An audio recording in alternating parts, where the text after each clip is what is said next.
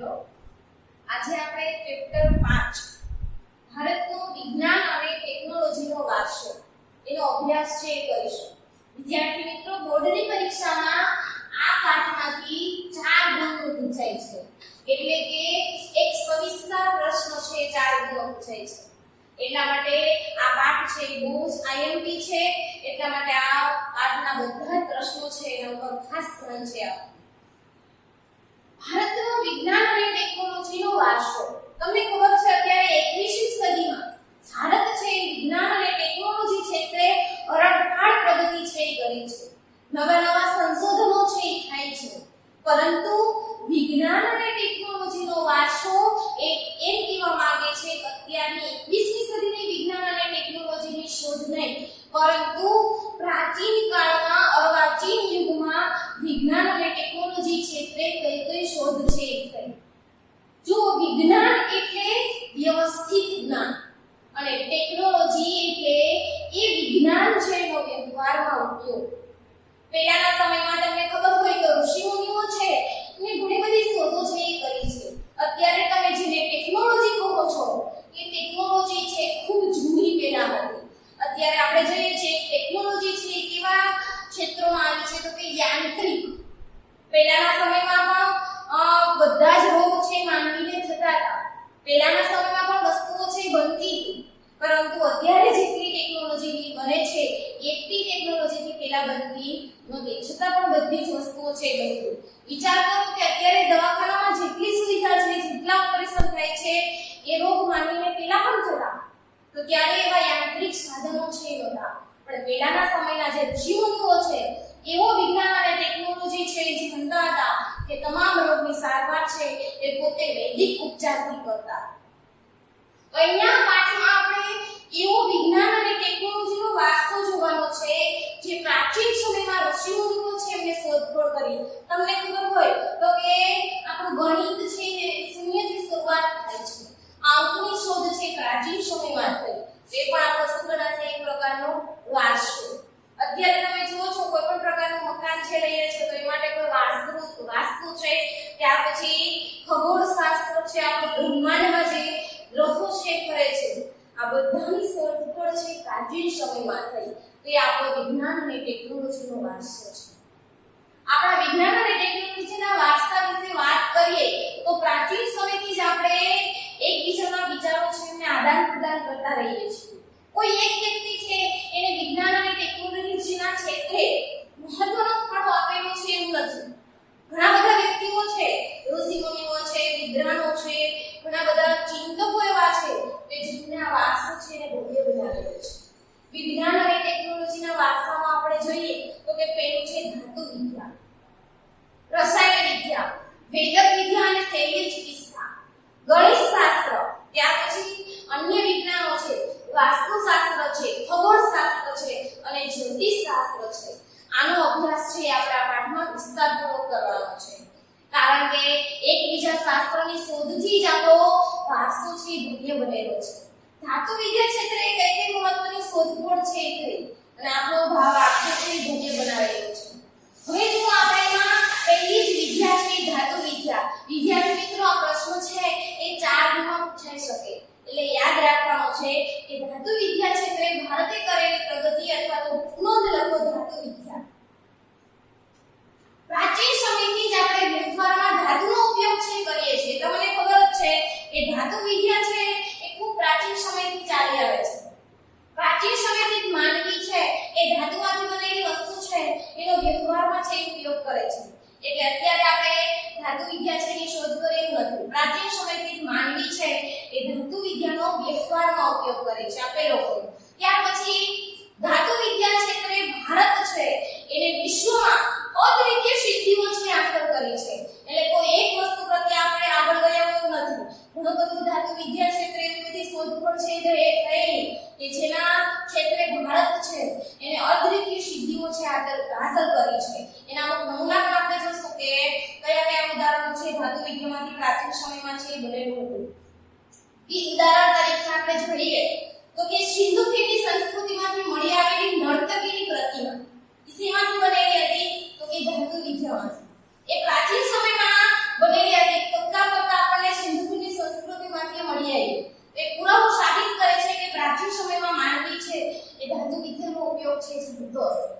બીજું, તક્ષશિલામાંથી પ્રાપ્ત થયેલા કુષાણ રાજ્યના સમયમાં ભગવાન બુદ્ધની પ્રતિમા એ પણ શેમાંથી બનેલી હતી તો કે ધાતુ વિદ્યામાંથી. તક્ષશિલામાંથી આપણે પ્રાપ્ત થયેલ અને કુષાણ જે રાજવી થઈ ગયા એ રાજવીના સમયમાં તૈયાર થયેલી આ ભગવાન બુદ્ધની પ્રતિમા. ચોળ રાજવીના સમયમાં તૈયાર થયેલા ધાતુ શિલ્પો એટલે કે ધાતુમાંથી બનાવેલી અમુક મૂર્તિઓ છે. ચેન્નઈના સંગ્રહાલયમાં સચવાયેલું, તમને ખબર હોય તો ચેન્નઈમાં એક આંતરરાષ્ટ્રીય સંગ્રહાલય છે અને આંતરરાષ્ટ્રીય ખ્યાતિ છે ધરાવે છે એવું નટરાજનું શિલ્પ. નટરાજ એટલે ભગવાન શંકર, એ નૃત્ય કરતા હોય એવું શિલ્પ તમે ભગવાન જોયું હોય. નૃત્યના દેવ બોલાય છે ભગવાન નટરાજ છે શંકર. એ પણ ધાતુમાંથી બનેલું છે અને અત્યારે પણ ચેન્નઈના સંગ્રહાલયમાં એ સચવાયેલું છે. એ પણ શું દર્શાવે છે આપણી ધાતુ વિદ્યા. ધનુર્ધારી શ્રી રામનું શિલ્પ એટલે કે ધનુષ પકડીને ઊભા હોય એવા શ્રી રામનું શિલ્પ પણ ધાતુમાંથી બનેલું છે. ત્યાર પછી દેવીઓ છે એમની અમુક મૂર્તિઓ છે એ પણ ધાતુમાંથી બનેલી છે. તો એ પણ આપણને ધાતુ વિદ્યા પ્રત્યે આપણો વારસો છે એ દર્શાવે છે. પછી અમુક પશુ પંખીઓ છે એમના નમૂના પણ ધાતુમાંથી બનેલા છે. એ પણ શું દર્શાવે છે કે આપણે ધાતુ વિદ્યા ક્ષેત્રે અદ્વિતીય સિદ્ધિઓ છે હાંસલ કરેલી છે. પછી પ્રાચીન સમયમાં તમે જોશો તો કે સોપારી કાપવાની સૂળી છે એ પણ ધાતુમાંથી બનેલી હતી. એ પણ એક ઉદાહરણ છે. પછી ધાતુ વિદ્યા ક્ષેત્રે આપણે જોઈએ તો કે 10મી અને 11મી સદીમાં આપણે ધાતુ વિદ્યા ક્ષેત્રે આપણી જે આ વિકાસ છે એ પામેલી. એટલે કે ધાતુ વિદ્યા ક્ષેત્રે આપણે 10મી અને 11મી સદીમાં આપણો વિકાસ છે થયેલો. પહેલેથી એકવાર જોઈએ મોસ્ટ પ્રશ્ન છે બધા યાદ રાખવાનો છે. વ્યવહારના ઉપયોગિતા, પછી ભારતે અદ્વિતીય સિદ્ધિઓ છે હાંસલ કરી છે ધાતુ વિદ્યા ક્ષેત્રે. ત્યાર પછી બધા જ ઉદાહરણો લખવાના છે ધાતુ વિદ્યા. કયા તો કે સિંધુ ખીણની સંસ્કૃતિમાંથી મળી આવેલ નર્તકીની પ્રતિમા, તક્ષશિલામાંથી પ્રાપ્ત થયેલ કુષાણ રાજવીના સમયમાં તૈયાર થયેલ ભગવાન બુદ્ધની પ્રતિમા, પછી ચેન્નઈના સંગ્રહાલયમાં સચવાયેલું આંતરરાષ્ટ્રીય ખ્યાતિ ધરાવતું નટરાજનું શિલ્પ, ત્યાર પછી ધનુર્ધારી રામનું શિલ્પ, પછી દેવીઓની મૂર્તિઓ, પશુ પંખીઓ, સોપારી કાપવાની સૂળી અને આ ધાતુ વિદ્યા છે એ 10મી અને 11મી સદીમાં વિકાસ પામ્યો. આટલું છે ખાસ યાદ રાખો. રસાયણ વિદ્યા. ધાતુ વિદ્યા જોયા પછી વિદ્યાર્થી મિત્રો આ પ્રશ્ન પણ 4 ગુણ છે એમાં પૂછાઈ શકે એમ છે. રસાયણ વિદ્યા જોઈએ આપણે તો કે રસાયણ વિદ્યા છે પ્રયોગાત્મક વિજ્ઞાન છે. પ્રયોગાત્મક વિજ્ઞાન શા માટે કીધું છે? કારણ કે એમાં જુદા જુદા પ્રયોગો દ્વારા અમુક વસ્તુઓ છે બનાવવામાં આવે છે. જુદા જુદા પ્રયોગો છે કરવામાં આવે છે અને ત્યાર પછી અમુક વસ્તુઓ છે બનાવવામાં આવતી હોય. આના કારણે આ વિજ્ઞાન છે પ્રયોગાત્મક વિજ્ઞાન કહેવામાં આવે છે. ખનિજો છે, છોડ છે, કૃષિ માટેના બીજ છે, વિવિધ ધાતુઓના નિર્માણ તથા સ્વાસ્થ્ય માટે જરૂરી એવી ઔષધિના નિર્માણમાં ઉપયોગી છે. એટલે કે રસાયણ વિદ્યા છે જુદી જુદી ખનિજો બનાવવા માટે, પછી છોડ બનાવવા માટે, બીજ બનાવવા માટે અથવા તો વિવિધ ધાતુઓના નિર્માણ માટે આ વિદ્યા છે ઉપયોગી છે. અને જુદી જુદી ઔષધિઓ પણ બનાવી શકાય છે. નાલંદા વિદ્યાપીઠના એક આચાર્ય થઈ ગયા. એ આચાર્યનું નામ છે નાગાર્જુન. આ નાગાર્જુન છે એમને રસાયણ વિદ્યાના આચાર્ય માનવામાં આવે છે. ખાસ યાદ રાખવાનું છે નાલંદા વિદ્યાપીઠના આચાર્ય હતા નાગાર્જુન. એમને રસાયણ વિદ્યાના આચાર્ય છે માનવામાં આવે છે. એમને 2 ગ્રંથો છે લખેલા, એના નામ આપેલા છે રસ રત્નાકર અને આરોગ્ય મંજરી. આ 2 ગ્રંથો છે એમને રસાયણ વિદ્યા વિશે લખેલા.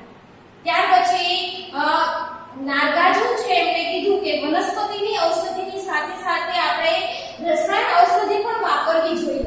એમને એવી ભલામણ છે કરેલી. કોને કરેલી તો કે નાગાર્જુન.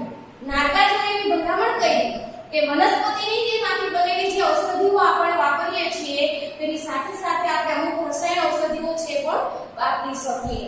એમને પારો એટલે શું છે? એક પ્રકારનો ધાતુ છે. એને ભસ્મ કરી એટલે કે બાળી અને એમાંથી ઔષધ બનાવવાની પ્રથા પણ ચાલુ કરી દીધી. ત્યાર પછી નાલંદા વિદ્યાપીઠ છે એમાં નાગાર્જુન છે એને રસાયણ વિદ્યાના અભ્યાસ અને વિકાસ માટે અલગ રસાયણ શાળા પણ સ્થાપી અને ભરતીઓ છે એની પણ સ્થાપના છે એ કરી. નાલંદા વિદ્યાપીઠના આચાર્ય હતા પોતે.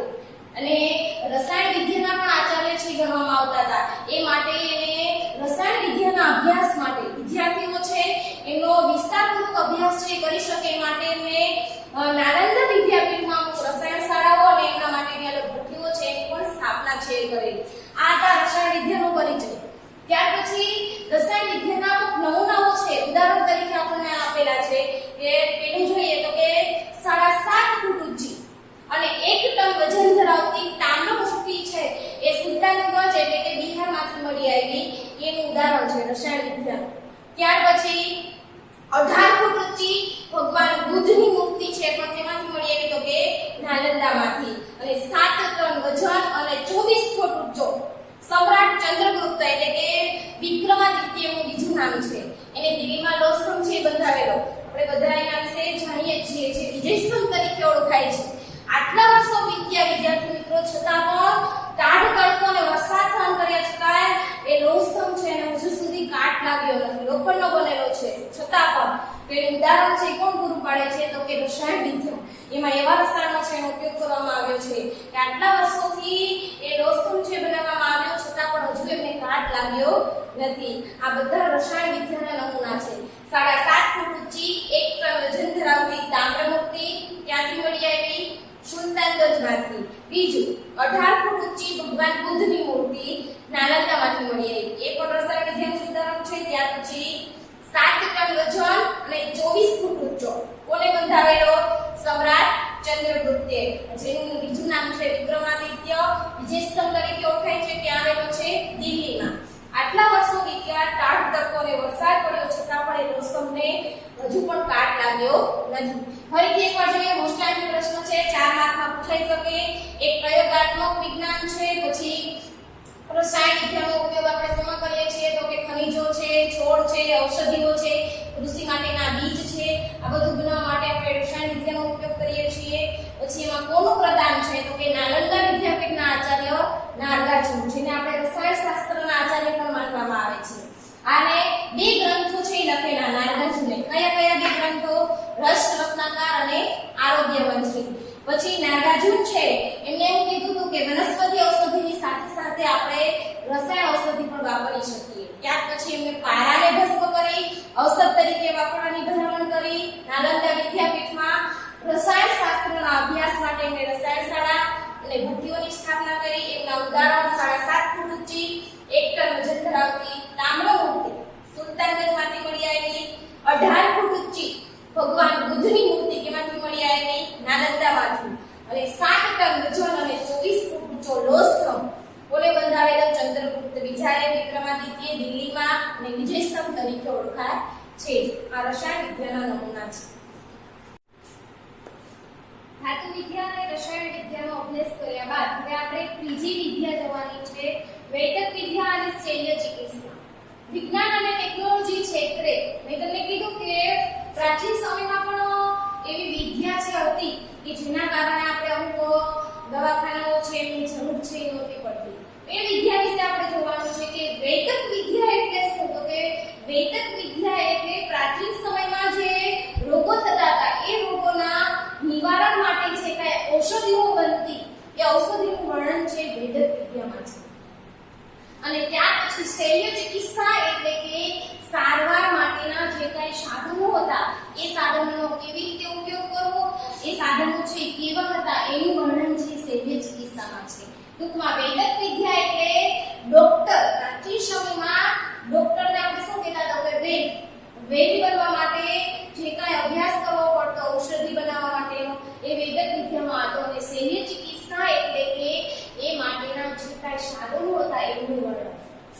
હવે જુઓ, વૈદક વિદ્યા અને શલ્ય ચિકિત્સા છે એ પણ વિદ્યાર્થી મિત્રો મોસ્ટ આઈએમપી છે, 4 માં પ્રશ્ન છે પૂછાય છે. અને પહેલો જ પ્રશ્ન 4 નો છે, આ પાઠમાં હોય જ છે, એટલે ખાસ કરીને આ બધા જ પ્રશ્નો છે યાદ રાખવા. વૈદક વિદ્યા અને શલ્ય ચિકિત્સા ક્ષેત્રે ભારત છે એને અભૂતપૂર્વ સિદ્ધિઓ છે હાંસલ કરી છે. મહાન પ્રણેતાઓ છે વૈદક વિદ્યાના આપણે જોઈએ તો મહર્ષિ ચરક, મહર્ષિ સુશ્રુત અને વાઘભટ્ટ છે. આ 3 વ્યક્તિઓ એવા છે ઋષિઓ કે જેમને વૈદક વિદ્યા ક્ષેત્રે મહાન પ્રણેતા છે ગણવામાં આવે છે. એમને પોતાનું અભૂતપૂર્વ પ્રદાન છે એમાં પહેલા મહર્ષિ ચરક, મહર્ષિ સુશ્રુત અને ત્રીજા વાગ્ભટ્ટ. મહર્ષિ ચરકે જે ગ્રંથ લખ્યો એ ગ્રંથનું નામ શું છે? ચરક સંહિતા. મહર્ષિ સુશ્રુતે જે ગ્રંથ લખ્યો એ ગ્રંથનું નામ છે સુશ્રુત સંહિતા અને વાગ્ભટ્ટે જે ગ્રંથ લખ્યો એ ગ્રંથનું નામ છે વાગ્ભટ્ટ સંહિતા. વિદ્યાર્થી મિત્રો, એ ઋષિ મુનિઓના નામ ઉપરથી જે ગ્રંથનું નામ છે એટલે આપણને જે ઋષિઓના નામ યાદ રહી જાય તો એમને લખેલા ગ્રંથોનું પણ આપણને નામ છે યાદ રહી જાય. ચરકે ચરક સંહિતા, સુશ્રુતે સુશ્રુત સંહિતા અને વાગ્ભટ્ટે વાગ્ભટ્ટ સંહિતા. હવે ગ્રંથોમાં શેનું વર્ણન છે? તો કે ચરક સંહિતા નામનો જે ગ્રંથ છે એમાં 2000 જેટલી ઔષધિ અને વનસ્પતિનું વર્ણન છે.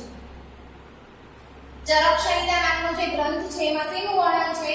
તો કે 2000 જેટલી એવી ઔષધિઓ છે. એ ઔષધિ બનાવવા માટે આપણને કઈ કઈ વનસ્પતિ છે જોશે અને કેવી રીતે આપણે ઔષધિ છે એ બનાવી શકીએ એનું વર્ણન છે શેમાં છે? ચરક સંહિતામાં. ત્યાર પછી સુશ્રુત સંહિતામાં. સુશ્રુત સંહિતામાં શૈલ્ય ચિકિત્સા પણ કરી શકીએ. એમાં વાઢકાપની વિદ્યા તરીકે ઓળખવામાં આવે છે.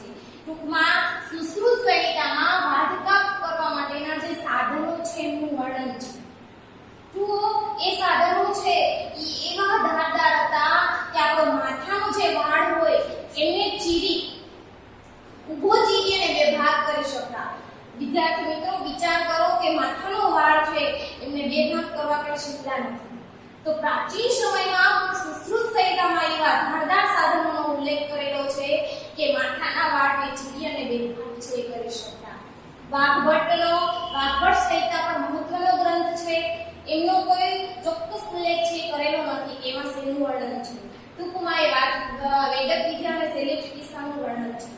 પ્રાચીન સમયમાં કોઈને વૈદ્ય બનવું હોય, અત્યારે ડોક્ટર બનવા માટે જેવી રીતે MBBS ની ડિગ્રી છે મહત્વની છે, એવી જ રીતે પ્રાચીન સમયમાં વૈદ્ય બનવા માટે આ ત્રણેય ગ્રંથ છે એનો અભ્યાસ કરવો ખાસ જરૂરી હતો. અને જે વિદ્યાર્થી આ ત્રણેય ગ્રંથનો અભ્યાસ કરી લે એ વૈદ્ય બની જતા. હિન્દુઓના અસ્ત્રશાસ્ત્રમાં ખનિજ, વનસ્પતિ, પ્રાણી ઔષધિઓનો વિશાળ સંગ્રહ છે. તમને ખબર હોય તો પ્રાચીન સમયમાં આપણા જે ઔષધિ શાસ્ત્રો છે એમાં શેનું વર્ણન છે? તો કે ખનિજોનું છે, વનસ્પતિઓનું છે અને પ્રાણીઓનું પણ વર્ણન છે સમાયેલું છે. એમાંથી આપણે કેવી કેવી એની ઔષધિઓ છે બનાવી શકીએ. આ જે ગ્રંથો છે એમનો અભ્યાસ છે એ આપેલો છે. એમાં શેનું વર્ણન છે? તો કે દવા બનાવવાની ઝીણવટભરી પદ્ધતિ આ ગ્રંથોમાં એનું વર્ણન છે. એ દાખલા તરીકે ચરક સંહિતા છે એમાં 2000 જેટલી ઔષધિઓનું વર્ણન કરેલું છે. તો એ ઔષધિઓનું ઝીણવટભરી પદ્ધતિ છે આપેલી હોય જેથી કરીને આપણે એનો અભ્યાસ કરી અને કોઈ પણ દવા છે બનાવી શકીએ. ત્યાર પછી એની પદ્ધતિ દવાનું વર્ગીકરણ. દવાનું વર્ગીકરણ એટલે કે દરેક દવા છે એનું વર્ગીકરણ કરેલું હોય કે આ દવા છે શેમાંથી બનશે, શેમાં છે ઉપયોગમાં આવશે.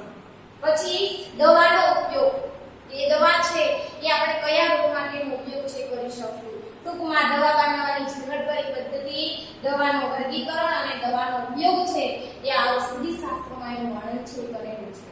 ત્યાર પછી વાઢકાપ માટે તમને ખબર હોય અત્યારે કોઈને કાંઈ અંદર છે શરીરમાં પ્રોબ્લેમ હોય તો વાઢકાપ કરવા માટે પહેલાના સમયમાં એવા શું કરતા તો કે પ્યાલા આકારનો પાટો બાંધી દે. પ્યાલો એટલે ગોળાકારનો પાટો બાંધી દે. પછી શું કરે તો કે વાઢકાપ કરવા માટે પ્યાલા આકારનો પાટો બાંધી અને લોહીનું પરિભ્રમણ છે અટકાવતા. જેથી કરીને લોહીનું પરિભ્રમણ છે અટકી જાય અને વાઢકાપ કરી અને યોગ્ય રોગ જે કાંઈ શરીરમાં છે એ મટાડી શકાય. આવી રીતે એ પહેલાના સમયમાં છે એ ઔષધિઓ છે જાણતા અને વૈદ્યો છે આ રીતે ઓપરેશન છે એ પણ કરતા. પછી પેઢું છે, મૂત્રાશય છે, સારણગાંઠ છે, મોતિયો છે, પથરી, હરસ, ભાંગેલા હાડકાને બેસાડવા, શરીરમાં ઘૂસી ગયેલો કોઈ પદાર્થ છે એને બહાર કાઢવા વગેરે પણ જાણતા હતા. એટલે કે કોઈ એક રોગ છે જાણતા નહોતા પણ આ બધા જ રોગના પ્રાચીન સમયના વૈદ્યો છે નિષ્ણાત હતા. કોઈને હાડકું ભાંગી ગયું છે તો પણ એ સાચું કરી દેતા. કોઈને શરીરમાં અંદર કોઈ પદાર્થ છે ગળી ગયા છે તો પણ એને બહાર કાઢવાનું એ જાણતા હતા. કોઈને તૂટેલો કાન કે નાક હોય તો એની જગ્યાએ શું જાણતા? પ્લાસ્ટિક સર્જરી પર પ્રાચીન સમયના વૈદ્યો છે જાણતા. એટલે કે તૂટેલા કાન અને નાકની જગ્યાએ ફરીથી પ્લાસ્ટિક સર્જરી કરી અને એના કાન કે નાક છે એ બેસાડી દેતા.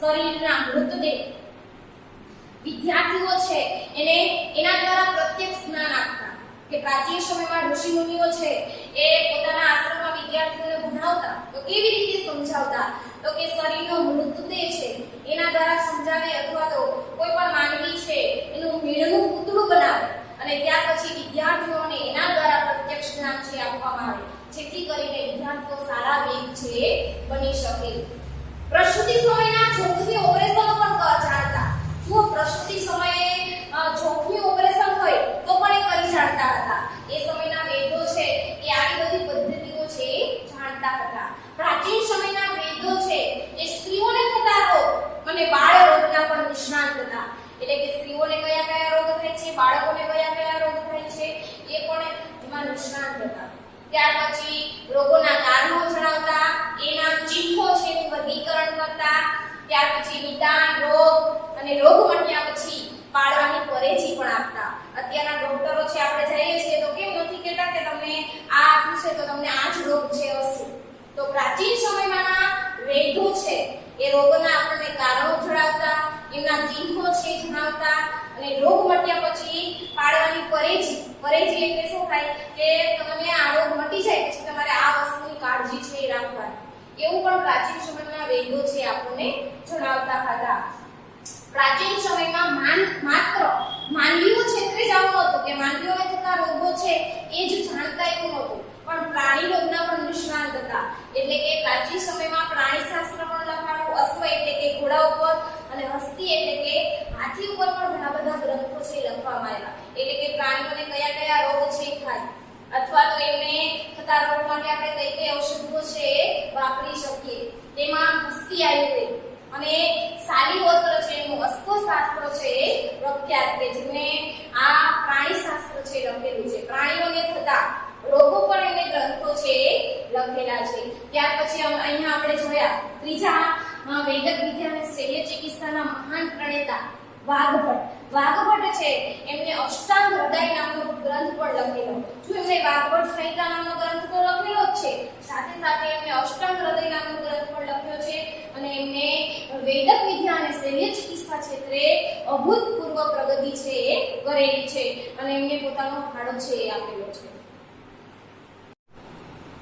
નમસ્કાર વિદ્યાર્થી મિત્રો ચેપ્ટર 5 વિજ્ઞાન અને ટેકનોલોજીનો વારસો એમાં આપણે 4 ગુણના બધા પ્રશ્નો છે પૂછાય છે ધાતુ વિદ્યા રસાયણ વિદ્યા અને વૈદિક વિદ્યા અને શલ્ય ચિકિત્સા જોયા બાદ હવે ચોથો પ્રશ્ન આપણે જોઈએ ગણિત શાસ્ત્ર એ પણ 4 ગુણમાં પૂછાઈ શકે એવો પ્રશ્ન છે પ્રાચીન સમયમાં ગણિત શાસ્ત્ર ક્ષેત્રે ભારતે જે પ્રગતિ કરેલી છે એ પ્રગતિનો અભ્યાસ છે આપણે કરવાનો છે સર્વપ્રથમ આપણે જોઈએ તો કે જે ગણિતથી આખી દુનિયાનો વ્યવહાર છે અત્યારના સમયમાં ચાલે છે એ ગણિત શાસ્ત્ર ક્ષેત્રે અગત્યની શોધ છે એ ભારતે કરેલી છે તો આપણે આપણા દેશ પ્રત્યે ગૌરવ છે એ હોવું જોઈએ કે આખી દુનિયાનો વ્યવહાર છે ગણિતથી ચાલે છે એ ગણિત શાસ્ત્ર ક્ષેત્રે અગત્યની બધી જ શોધ છે એ ભારતે કરેલી છે શૂન્યની શોધ દશાંશ પદ્ધતિ બીજગણિત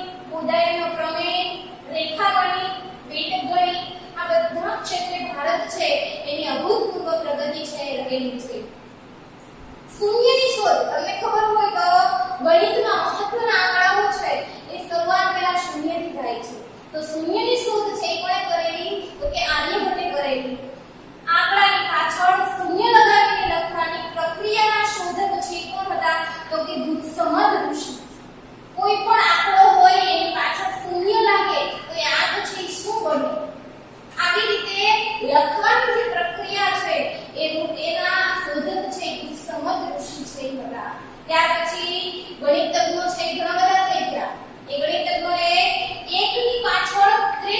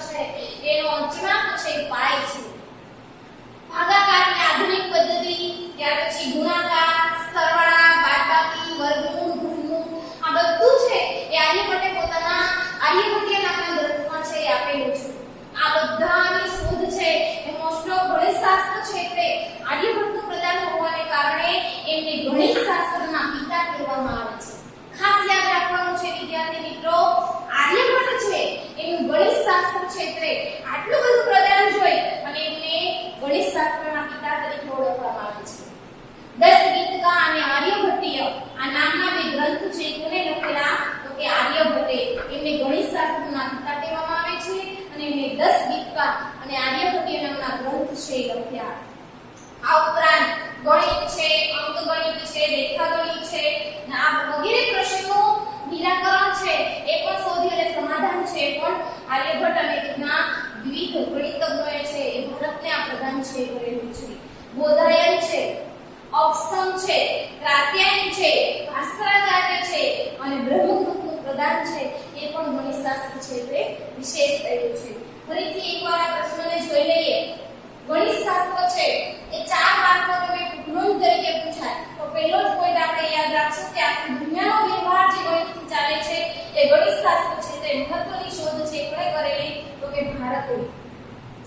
શૂન્યની શોધ, સર્ચ પદ્ધતિ, બીજગણિત અને બોધાયન પ્રમેય, રેખાગણિત અને વૈદિક ગણિત આ બધું છે ભારતે શોધેલું છે અને વિશ્વના બધા દેશોને પ્રદાન છે કરેલું છે. શૂન્યની શોધ છે કોણે કરી? તો કે આર્યભટ્ટે.